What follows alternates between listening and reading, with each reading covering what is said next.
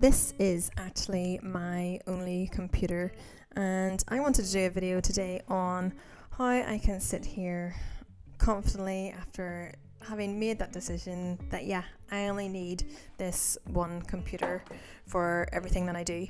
And I purchased my first iPad back in 2020. It was the iPad Air 4th Gen, and I recently upgraded to the iPad Pro M4.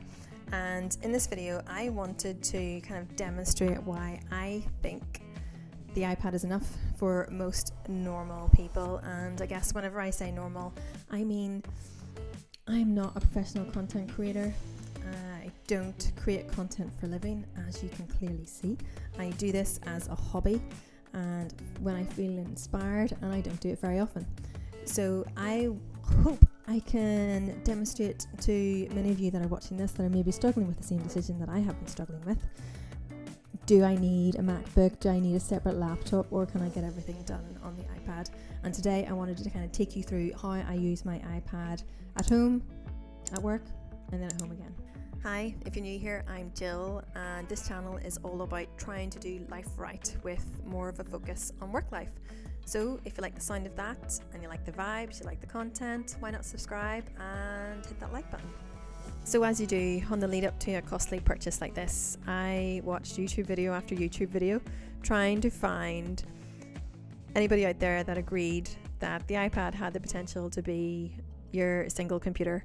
And I have seen so many videos where content creators have tried to do that.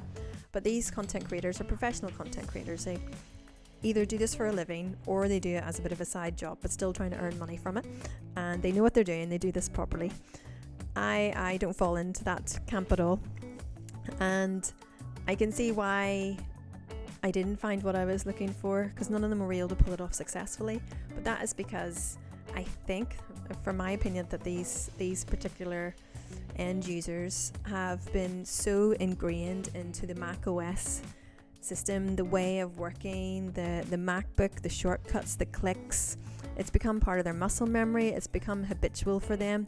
So for them to try and disrupt their essential workflow that they have managed to perfect over years, it's going to be very difficult for them to use the iPad alone. So like I said, I have never had the opportunity to work in Mac OS. I've never had a MacBook. I have a company supplied Windows laptop that I use as part of my day job, and it is part of my essential workflow for the reasons being that there are specific items that I need to do that can only be done on my company supplied laptop. So if I did not need to go into our people system to do performance reviews, sign people's leave off, all the other administrative things like that, if I didn't need to go into the IT service desk, then I probably would need my Windows laptop. I could say that pretty confidently, actually, now that I'm saying this out loud.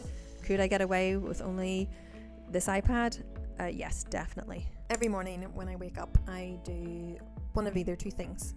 If it's nice outside, I'll go for a walk and the iPad gets a pass. If it's not so nice outside, I'll spend about 20 minutes doing some yoga, and I will stick on one of my yoga playlists on the iPad. And then once I'm ready for the day, if I'm ahead of schedule, I will open Microsoft To Do and I will spend about 20 minutes before the kids wake up and start to prioritize my day, shuffling all my priorities about. Once the hustle of the family breakfast is over and done with and my kids and I go back to doing our own things, that usually involves me finishing off my green tea and doing my Bible devotion for the day, and I use the Holy Bible app for that, and it's usually a toss-up between my iPhone and my iPad. We have a saying in our house. I have a saying in our house: jobs then fun. So once all the jobs are done and each of us are ready, school bags packed, lunch is packed, the kids can go and play for a while, and I will spend about 20 minutes at my desk, and this is when I use Stage Manager, and I will start at the top of my to-do list and get a few quick wins done. And it was for this reason, the main reason actually, for upgrading from my iPad Air from 2020. I think it was A12 Bionic, A13 Bionic, if that was even a thing. I can't remember, but it wasn't an M chip, which meant that I couldn't use Stage Manager, very annoyingly. Once I'm set up at my desk in work and I am ready to tackle the day, quick glance at my to-do list again and move straight into those things.